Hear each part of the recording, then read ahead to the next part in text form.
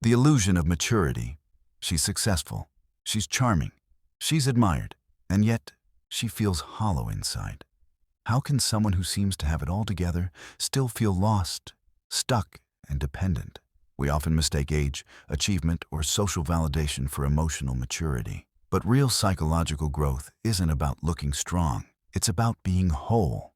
Many women walk through life carrying invisible wounds, trapped in patterns they don't understand, repeating cycles they can't seem to escape. They wonder, why do I keep making the same mistakes? Why do I struggle in love, with confidence, or self-worth? No matter how much I accomplish, it's not a lack of intelligence or effort. It's a deeper, hidden force, something formed in childhood, fed by society, and kept alive by silence. As Abraham Maslow once said, what is necessary to change a person is to change his awareness of himself.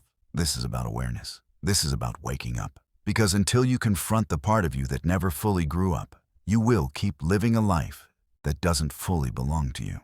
Let's take a journey into the hidden side of the feminine psyche, the part most don't want to face. The eternal girl. Why so many women stay emotionally stuck. You're not broken, but you may be emotionally unfinished. Real maturity doesn't come just from paying bills or having a career. It comes from psychological integration, the process of knowing who you are, owning your story, and walking through life with inner authority. So why do so many women feel emotionally stuck, despite appearing mature on the outside? Overprotection in childhood. When a child is overprotected, she doesn't learn how to handle real life. She's not given the chance to fall and rise, to choose and fail. Her parents think they're helping, but they're quietly sending a message. You can't handle this. Let us do it for you. This breeds a deep-rooted fear of independence. As an adult, she might constantly second-guess herself, depend on others for decisions, or feel lost when facing challenges alone. The muscles of resilience were never exercised, so she searches for someone stronger to lean on, romantically, socially, or even spiritually. Emotional wounds that never healed. Unresolved trauma doesn't disappear with time. It hides. It waits. It repeats. A woman who is emotionally abandoned, betrayed, or ridiculed as a child often builds an armor around her heart. She may seem happy and functional, but deep down she avoids intimacy, responsibility, and vulnerability. Maslow wrote, "If you deliberately plan to be less than you are capable of being, you will be deeply unhappy for the rest of your life."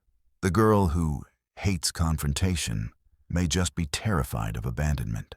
The woman who doesn't do leadership might still carry the wounds of never being taken seriously.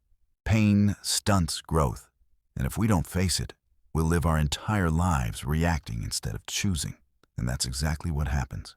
She avoids becoming her full self, not because she doesn't want to, but because pain has trained her to stay small, stay safe, stay silent. She may self-sabotage opportunities, stay in toxic dynamics, or choose ease over effort, not out of laziness, but because her inner world is ruled by the fear of emotional responsibility. The invisible cage of cultural expectations. Society doesn't ask women to grow up. It rewards them for staying soft, agreeable, pretty, and pleasing. From girlhood, women are told, be liked, be sweet, don't be too much.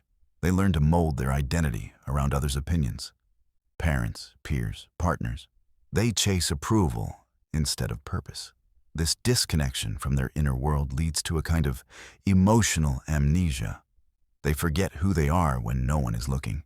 They suppress the parts that are wild, strong, opinionated, because those aren't feminine enough. So even when they look grown, inside they remain stuck, waiting for permission to be real. The eternal girl. Who is she really? In mythology, there's the eternal boy, puer aeternus, but there's a female version too, the puella eterna. She is the woman who never fully grows up, not emotionally. She lives in a state of delayed adulthood, clinging to idealism, avoiding depth, and resisting responsibility. But this isn't just about immaturity. It's about pain. It's about a soul that never felt safe enough to mature. Signs of the puella eterna. Romantic idealism. She dreams of a partner who will rescue her, not just love her, but fix her life, heal her, define her, complete her. She believes that once she finds the right one, everything will click. She doesn't just want love. She wants escape, but that right person becomes a crutch, never a catalyst. She may attract emotionally unavailable partners or controlling ones because somewhere deep inside, she still wants to be parented. She ends up in relationships that enable dependency rather than inspire growth, avoidance of structure and responsibility. She hates routines. Commitments suffocate her. Long-term plans feel like traps. I'm just figuring it out. I'll start when I'm ready. I don't want to be tied down. Work, goals, and discipline feel too heavy because somewhere along the line, she associated adulthood with pain, boredom, or pressure. So she runs from it. But the more she runs, the more lost she becomes. And soon, her life becomes a pattern of starts and stops, always circling, never climbing. Fear of aging and death of identity. She clings to youth, not as a stage, but as a lifeline. Because if she's no longer young and beautiful, who is she? Her identity is built on external validation. She may obsess over appearance, hate birthdays, or panic when she's not the center of attention. Because maturity asks for inner substance, and she doesn't know if she has any. The eternal girl doesn't chase who she can be. She clings to who she once was. How being the puella eterna destroys a woman's life. At first glance, the eternal girl may seem free, light, spontaneous, fun to be around.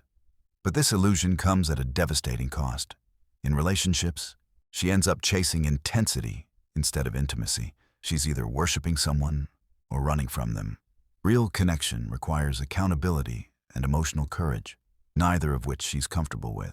So her love life becomes a loop of short-lived highs, followed by crashes of abandonment, confusion, and self-doubt. She often chooses partners who are emotionally unavailable or overly controlling, because both roles reinforce her own immaturity. In career and purpose, she bounces between jobs, ideas, and dreams, without anchoring into any. She talks a lot about what she wants to do someday, but avoids the grind of building anything solid. Her fear of failure stops her before she starts. Because if she tries and doesn't succeed, she can't hide behind potential anymore. So she stays in limbo, always starting, never finishing. As Maslow warned, one can choose to go back toward safety or forward toward growth, but growth requires risk, and she keeps choosing safety disguised as comfort. In her own identity, the longer she avoids inner work, the more anxious, lost, and disconnected she becomes, because deep down, she knows she's not living in truth. The image she projects isn't the person she truly is. She may feel a quiet, constant ache. Something's missing. That ache isn't about being single or broke or aging. It's the soul crying out for integration. Society's role in keeping women small. Why do so many women remain here, trapped in emotional adolescence? Because society rewards it. The eternal girl doesn't just emerge from personal pain. She's built by cultural programming. We live in a world where youth is glorified, where women are praised for being cute, agreeable, and unthreatening, where depth is discouraged and surface is sold. The woman who stays small is easier to sell to, easier to love, easier to dismiss. From romantic comedies to social media influencers, the message is the same. Be sweet, not strong. Be pretty, not powerful. Be desirable, not demanding. Even industries thrive on this illusion. Pop culture shows women waiting for love, being rescued by charm, and avoiding the messy reality of responsibility. Social media teaches them to perform innocence, to shrink their voice, hide their mind, and monetize their prettiness. Even well-meaning parents sometimes reward daughters for being easygoing and punish them for being assertive. So it's not that women choose immaturity, it's that the world makes it so attractive. Maslow observed that self-actualization is not for the faint of heart. It requires rejecting what's popular in favor of what's real. So if a woman wants to grow up emotionally, she must be willing to stand against the tide, to choose truth over comfort, depth over attention, wholeness over approval. Shadow work, reclaiming the suppressed self. Every woman who wants to grow must confront the part of herself she's been taught to fear. Her shadow Maslow believed that what stands in the way of self-actualization is fear. Fear of judgment, fear of failure, fear of being too much or not enough. And so, women bury the most powerful parts of themselves, their ambition, their rage, their vision. their truth, their assertiveness, their power. These traits are not flaws, they're fuel, but they've been buried beneath years of conditioning. So instead of embracing leadership, a woman hides. Instead of speaking up, she smiles. Instead of acting, she waits. And in doing so, she stays immature, not because she lacks strength, but because she's afraid to claim it. The shadow isn't evil, it's simply unexpressed energy. And for women, it often contains everything society told them was too intense. Maslow taught that growth must be chosen again and again. Fear must be overcome again and again. Shadow work is that choice, the path of reclaiming your fire, the decision to meet yourself fully, even the parts you've learned to hide. It's saying, yes, I want more. Yes, I'm angry. Yes, I deserve better. It's embracing the parts of you that don't fit in, but are true to you. Because if you don't own your shadow, it will own you, in the form of passive aggression, self-sabotage, and quiet despair. The path to true maturity. True maturity is not about age, being serious or selfless or successful. It's about integration, about becoming whole.